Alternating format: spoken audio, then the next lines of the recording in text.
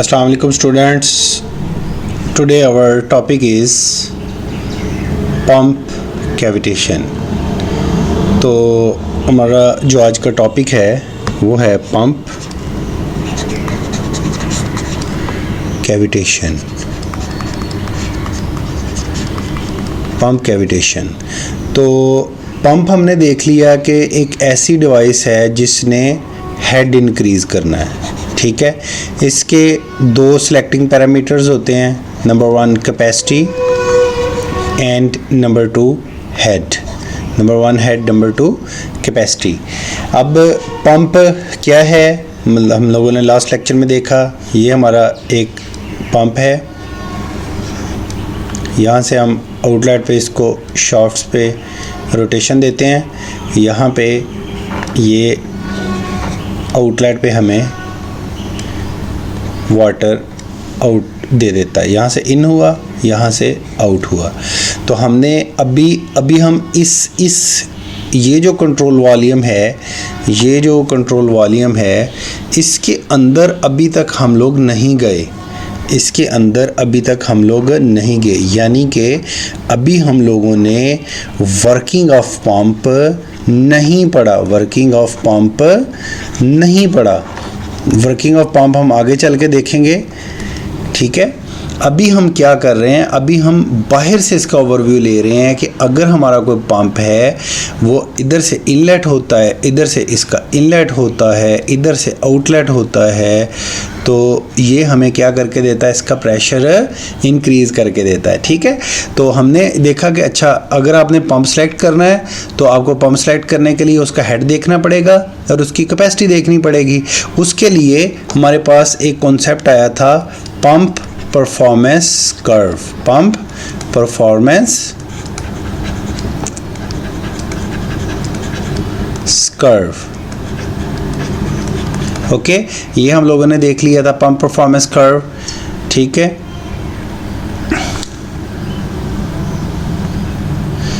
अब pump performance curve हम लोगों ने लास्ट लेक्चर में देख लिया. आज हमने ये देखना है कि अगर ये रोटेशन है, ये रोटेशन है, यहाँ पे हम रोटेशन दे रहे हैं. उसको क्या दे रहे हैं जी, यहाँ पे हम रोटेशन ऐड कर रहे हैं. यहाँ से जो वाटर इन हुआ है, यहाँ से जो वाटर इन हुआ है, ठीक है, यहाँ से जो वाटर इन हुआ है, वो जब इसके अंदर जाता है, इस पाइपलाइन के, इस इनलेट वाटर लाइन के जब वो अंदर जाता है, तो आपने अक्सर देखा होगा कि जब हम आउटलेट पे, ऐसे पंप के बाहर हम आउटलेट पे एक जो हमारी वाटर पाइपलाइन होती है, उसके अंदर आपने अक्सर देखा होगा कि हमारे यहाँ पे छोटे छोटे बबल्स बने होते हैं. क्या बने होते हैं जी, बबल्स. ठीक है, these bubbles are called cavitation. ठीक है, these bubbles are called cavitation. अब कैविटीज बनी होती है छोटी छोटी. अब ये कैविटीज किस चीज़ की होती हैं, these are air cavities. Air cavities. अब क्वेश्चन ये है, आपने ये फिनोमिना अक्सर देखा होगा कि जब आप, लेट्स सपोज, आप पानी को बॉइलिंग के ऊपर रखते हैं तो पानी के अंदर वहाँ पे भी बबल्स प्रोड्यूस होते हैं. ठीक है, वो जो बबल्स होते हैं, देखो यहाँ पे आपने बॉइलिंग एंड एवेपोरेशन, इन दोनों में फ़र्क करना है. I am talking about boiling, not evaporation. Okay, I am talking about boiling. मैं कह रहा हूँ कि बॉइलिंग के वक्त भी हमारी एयर कैविटीज़ बनती हैं, और वही सेम कैविटीज़ जब बाज़ औक़ात हम पाइप को ऑन करते हैं तो हमें नज़र आती हैं. अब क्वेश्चन ये है कि ये कैविटीज़ आती कहाँ पे हैं. नो डाउट ये जो एयर कैविटीज़ है, इसकी सबसे बड़ी रीज़न तो ये हो सकती है कि मतलब आपका कोई पाइप यहाँ से लीक हो. ठीक है, इनलेट वाटर, मसलन इसका अगर स्ट्रक्चर मैं ऐसे ड्रा करूं कि ये वाटर पाइपलाइन थी, ये ज़मीन से ऐसे पानी को खींच रही थी, ये ऊपर डिलीवर कर रही थी. ठीक है, ये यहाँ पे आपने एक पंप लगाया हुआ था. ठीक है, यहाँ से वाटर इन हो रहा था, यहाँ से वाटर आउट हो रहा है. ठीक है,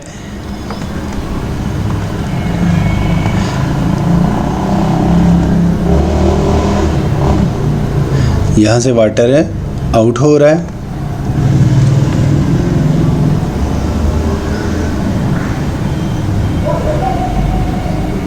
ओके। यहाँ पे आपने पंप लगाया हुआ है, यहाँ से वाटर इन हो रहा है और यहाँ से वाटर आउट हो रहा है। अब ये वाली इसके अगर सेंटर लाइन से मैं एक लाइन खींचूं तो ये वाली जो साइड है दिस इज़ इनलेट साइड और ये वाली जो साइड है दिस इज़ आउटलेट साइड, ठीक है।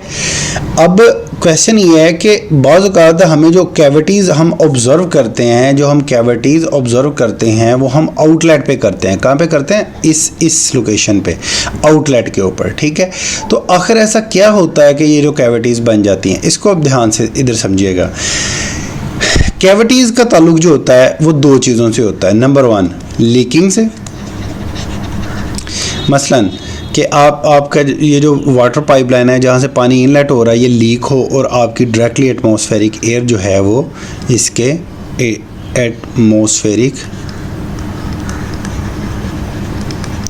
एयर जो है वो वाटर के अंदर इंटर हो रही हो और वो आपके वाटर के अंदर जो आपको आउटलेट के ऊपर मिल रही हो, ठीक है। एक रीज़न तो ये हो सकती है।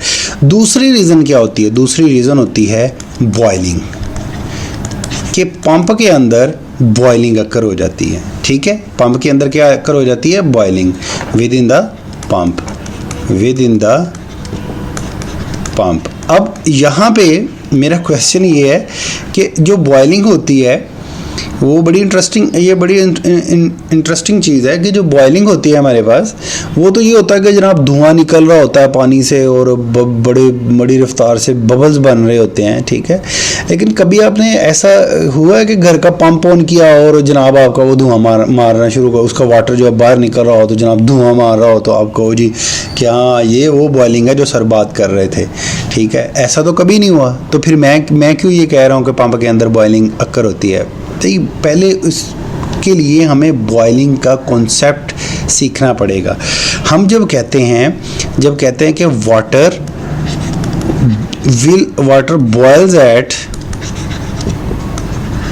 100 डिग्री सेंटीग्रेड, ठीक है। हम एक जेनेरिक टर्म यहाँ पे बोलते हैं, लेकिन यहाँ पे ठीक है 100 डिग्री सेंटीग्रेड बोलना बहुत ज़रूरी है, लेकिन इसके साथ जो एक टर्म एसोसिएटेड है वो बोलना बहुत ज़्यादा ज़रूरी होता है। वो मैं अभी आपको बताता हूँ। वो जब हम इसको देखते हैं वो है एट 1 ATM, यानी कि कोई भी आपकी जो बॉइलिंग है ना वो डिपेंड कर रही होती है एक्सटर्नल प्रेशर पे। कोई भी आपकी बॉइलिंग है वो डिपेंड कर रही किस पे कर रही होती है? एक्सटर्नल प्रेशर पे। अब बॉइलिंग कैसे अक्कर होती है कि बाहर है 1 ATM, ठीक है, और इसका इंटरनल प्रेशर वाटर का इंटरनल या सैचुरेशन प्रेशर कितना है? वो लेस देन होता है 1 ATM। जैसे जैसे हम यहाँ पे हीट अप करते हैं तो वाटर का जो इंटरनल प्रेशर है या सैचुरेशन प्रेशर है वो इंक्रीज होना शुरू हो जाता है, ठीक है। इंटरनल प्रेशर इंक्रीज होता है हत्ता कि वो जो इंटरनल प्रेशर है वो बराबर किसके हो जाता है? P ATM के। जब वो दोनों बराबर हो जाता है तो हम कहते हैं कि जब वाटर के अंदर 100 डिग्री सेंटीग्रेड हम इसको डिलीवर करते हैं ना तो तब इसका इंटरनल प्रेशर एटमॉस्फेरिक प्रेशर के बराबर होता है, तो हमारी बॉइलिंग जो है वो 100 डिग्री पे अक्कर होती है।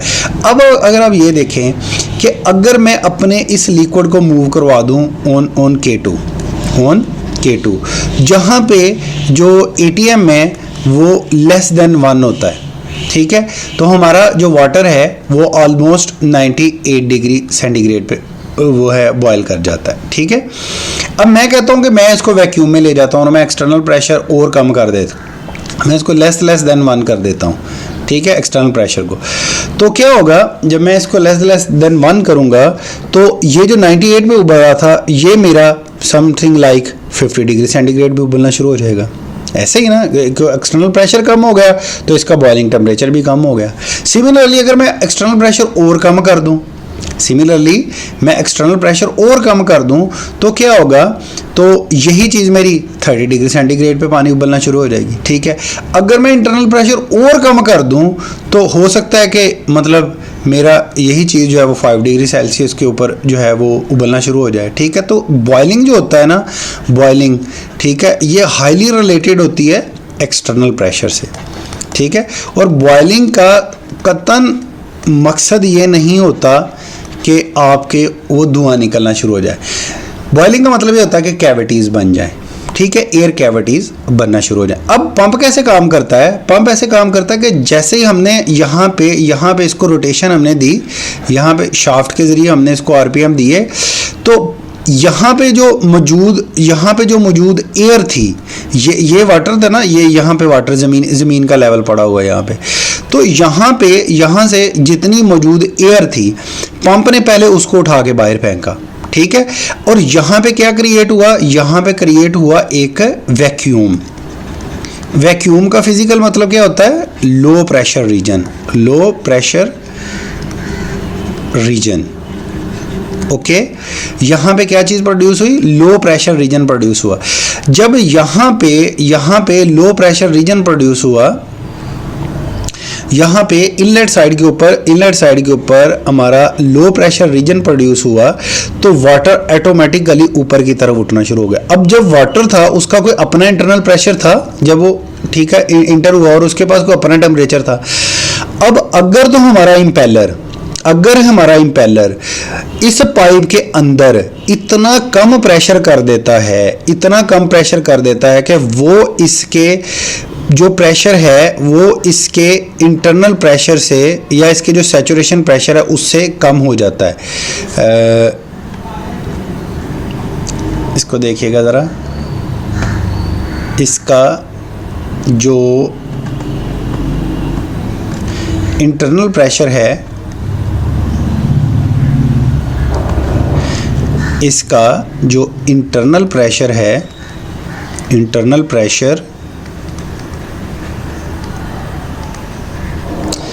वो कम हो जाता है इसके एक्सटर्नल प्रेशर से। एक्सटर्नल प्रेशर जब कम हो जाता है, लेस हो जाता है, ठीक है। एक्सटर्नल प्रेशर यानी कि ये जो पाइप के अंदर प्रेशर था और वाटर के अंदर जो प्रेशर था वो इंटरनल प्रेशर था। जब एक्सटर्नल प्रेशर इसके इंटरनल प्रेशर से या सैचुरेशन प्रेशर से कम हो जाए तो क्या होता है? जैसे ही वाटर ऊपर आया यहाँ पे इसको एक्सटर्नल प्रेशर कम मिला इसके इंटरनल प्रेशर से, तो क्या हुआ कि इसके पास अगर 5 डिग्री सेल्सियस था तो इसके अंदर एयर कैविटीज़ पैदा हो गई, यानी कि पानी इसका उबल गया। अब वही एयर कैविटीज़ जब इसके अंदर आती हैं, ठीक है, इसके अंदर आती हैं और वो यहाँ से ये गुजर के जैसे ऊपर जाती हैं तो हमें यहाँ पे ये कैविटीज़ नज़र आती हैं, ठीक है। तो इसका क्या मतलब हुआ? इसका मतलब ये हुआ कि जो प्रेशर हेड है, जो यहाँ पे जो हेड डेवलप हो रहा है वो कौन कर रहा है? This is pump head. और ये कौन सा है? इसको मैं वाटर हेड या वेपर प्रेशर हेड कह देता हूँ, ठीक है। वेपर प्रेशर हेड जो वाटर के वेपर्स का या वाटर का जो हेड है, ठीक है। अब यहाँ पे देखें, अगर मेरा पंप हेड जो है वो कम हो गया वेपर प्रेशर हेड से। क्या मतलब इसका? जो पंप हेड डेवलप कर रहा है किस साइड पे? इनलेट साइड पे। किस साइड पे? इनलेट साइड पे अगर जो पंप हेड डेवलप कर रहा है, जो मतलब वो जो वैक्यूम क्रिएट कर रहा है, जो वैक्यूम क्रिएट किसने किया? इम्पेलर ने, ठीक है। जो वो वैक्यूम क्रिएट कर रहा है वो वैक्यूम अगर कम हो जाए वेपर प्रेशर ऑफ हेड से तो cavitation will occur, okay, cavitation occur हो जाएगी। अब हमें जो आइडियल कंडीशन होती है पंप की डिजाइनिंग के लिए, condition of designing of pump, तो हमें जो पंप को डिजाइन करना पड़ता है ना, वो करना पड़ता है NPSH के ऊपर, नेट पॉजिटिव सक्शन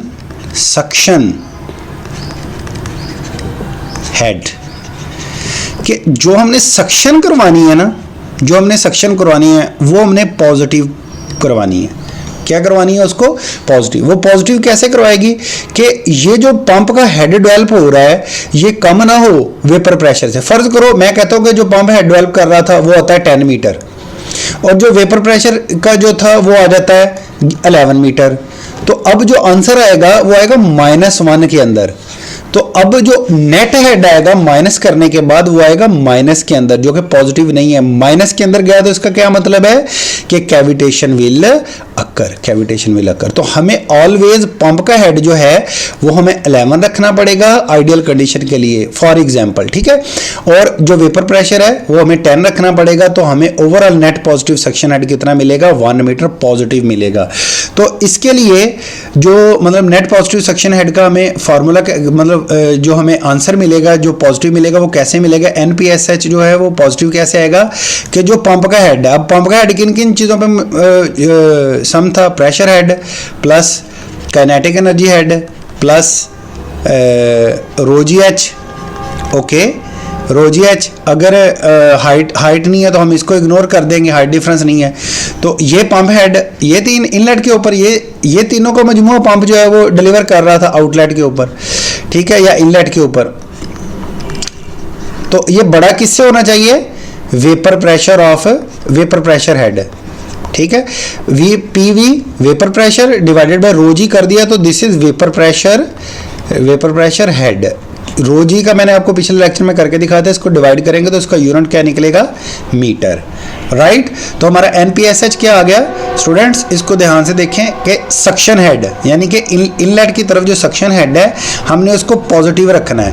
पॉजिटिव कैसे रखना है, नेट करके यानी कि माइनस करके। तो उसके लिए जो पंप हेड डेवलप कर रहा है उसको हमने यानी कि पंप हेड जो डेवलप कर रहा है उसको हमने माइनस किससे कर देना है, जो वाटर का इंटरनल प्रेशर है या सैचुरेशन प्रेशर है, वाटर का सैचुरेशन प्रेशर है या इंटरनल प्रेशर है या उसका वेपर प्रेशर है, ओके।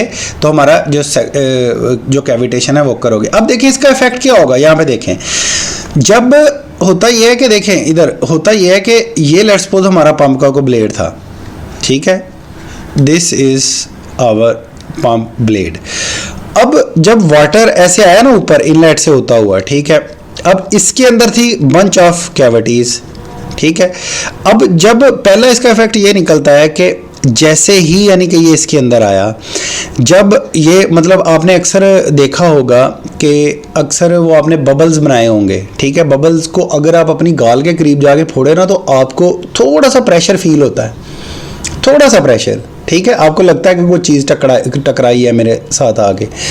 अगर वही मैं मतलब 100 बबल्स एट अ टाइम आपके गाल के पास आके टकराऊं तो आपको कुछ थोड़ा सा ज़्यादा फील होगा।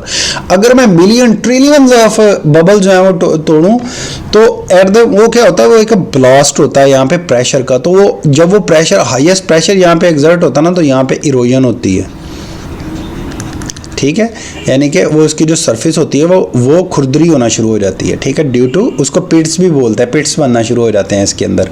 तो एक तो इफेक्ट ये होता है कि जब ये कैविटीज जाती हैं तो मतलब ये अगर इकट्ठी जब फटती हैं इम्पेलर के अंदर जाके तो ये इम्पेलर के ब्लेड को इरोड करती हैं, ठीक है। दूसरा इम्पैक्ट क्या हो सकता है, ज़रा सोचो।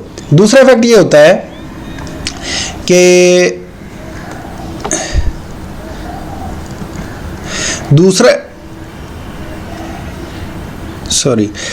इम्पैक्ट क्या हो सकता है, दूसरा इम्पैक्ट ये हो सकता है कि जैसे आप लान के अंदर पानी लगा रहे हो और आपका जो मतलब बार बार जैसे पानी लगाने लगते हो कोई ना कोई बबल आ जाता है, तो इसका क्या मतलब होता है कि आप वैसे इरिटेट होते हो उस चीज़ से। क्यों इरिटेट होते हो, क्योंकि वो जितना प्रेशर वो पाइपलाइन के अंदर आप डेवलप मतलब चाह रहे होते हो कि वो आए, वो आता नहीं है, वो जैसे बबल आता है वो आपका प्रेशर गिर जाता है।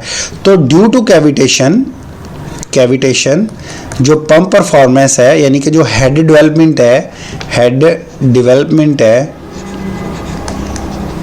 अब मैं आउटलेट पे बात कर रहा हूँ, हेड डेवलपमेंट आउटलेट के ऊपर, ठीक है। जो हेड डेवलपमेंट आउटलेट के ऊपर है वो हमारी क्या हो जाएगी, वो कम हो जाएगी ड्यू टू कैविटेशन, ठीक है। पहला इसका नुकसान क्या हुआ, इरोड करती हैं।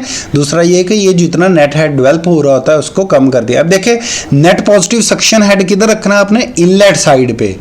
आउटलेट साइड पे हमारी रिक्वायरमेंट होती है कि पंप जो मतलब हमें जो फ्लो रेट दे रहा है या जो हेड डेवलप करके दे रहा है, ये जो दो चीज़ें होती है इनके ऊपर हम पंप परफॉर्मेंस को या पंप की एफिशिएंसी को हम मेजर करते हैं। तो एक हमने स्टडी कर लिया इनलेट, इनलेट का ताल्लुक है कैविटेशन से। फिर आगे चल के देखें इधर, ठीक है। अभी हमने इनलेट को डिस्कस किया। फिर एक इम्पेलर सेक्शन है इसका, इम्पेलर को अभी हम वर्किंग ऑफ पंप जब पढ़ेंगे तब देखेंगे कि ये प्रेशर कैसे इंक्रीज करता है। और आउटलेट की तरफ जो हमने पंप की एफिशिएंसी निकाली थी वो आउटलेट की तरफ आ गई थी, ठीक है। अभी चलें इसको बुक की तरफ देखते हैं हम लोग। ये हमारा टॉपिक कंप्लीट हो गया, ठीक है। ये देखें जो हमारा जब हमारा जो प्रेशर है, ये कौन सा प्रेशर है, दिस इज पंप प्रेशर, ठीक है। This is pump pressure, this is pump pressure. ये जब कम हो जाएगा वेपर प्रेशर। अब वेपर प्रेशर कौन सा है, जो वाटर प्रेशर है, जो वाटर वेपर प्रेशर था, ठीक है। जब इससे कम हो जाए तो हमारी क्या अक्कर होती है, कैविटेशन अक्कर होती है। तो उसके लिए हमें क्या करना पड़ता है, इसको हमने पढ़ लेना है। इसके लिए हमें क्या करना पड़ता है, इसके लिए हमें एक नेट पॉजिटिव सक्शन हेड लगाना पड़ता है। देखें P over rho g pressure head plus kinetic energy head pump inlet, ये बहुत ज़रूरी है, ये बहुत ज़रूरी है। देखें यहाँ पे क्या है, यहाँ पे पंप इनलेट है, ठीक है। नेट पॉजिटिव सक्शन हेड कैसे, ये जो पंप इनलेट पे हेड डेवलप कर रहा है और ये हेड जो है वो किधर आ रहा है, हमारा वेपर साइड की तरफ, ठीक है। तो यहाँ पे क्या हो रहा है, पंप के ऊपर ये इरोजन हुई है, ठीक है। तो ये देखें लिखा हुआ है कैविटेशन बबल्स कोलैप, ठीक है। अब ये यहाँ पे ये इरोड करते हैं आके, ठीक हो गया, ओके। तो ये एक छोटी सी उसने मतलब कर्व बनाई हुई है, ये हमारा शट ऑफ पॉइंट था, ये हमारा डिलीवरी पॉइंट था, ठीक है। तो इन दोनों के दरमियान ये पंप परफॉर्मेंस कर्व बनी।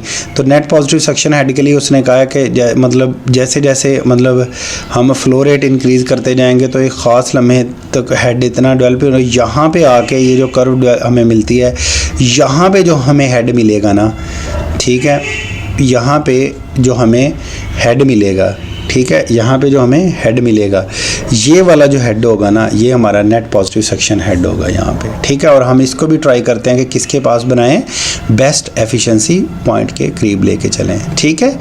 तो ये जो रीजन है देखें, इसके बाद यहाँ पे जो ऑप्टिमम हेड है तो इसके आगे वाला सारा रीजन क्या हो जाता है, ये कैविटेशन बन जाता है, ठीक है।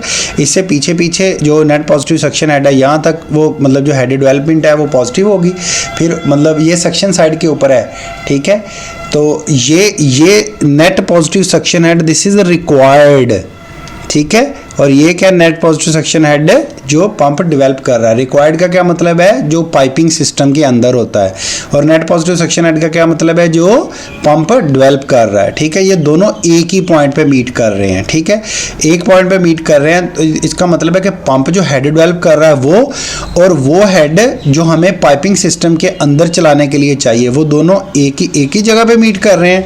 अगर हम नेट उससे कम कर देंगे हेड, तो वो क्या होगा, वो वाटर वेपर प्रेशर से कम हो जाएगा, तो देन अगेन कैविटेशन अक्कर हो जाएगी हमारे पास, ठीक है। तो इन कर्व्स को आपने देख लेना है, ठीक है। अगर ना समझ लगे तो मुझसे दोबारा पूछ लीजिएगा। मेरा नहीं ख्याल कि जिसको पंप परफॉर्मेंस कर्व जो है वो सही समय लग गई है तो उसको इस चीज़ की कोई कन्फ्यूजन होगी कि व्हाट इज़ रिक्वायर्ड का क्या मतलब है और पंप का क्या मतलब है, ओके। हाँ जी, ये 14.3 आपने देख लेनी है, ये अगर टाइम मिला तो मैं करवा भी दूंगा आपको।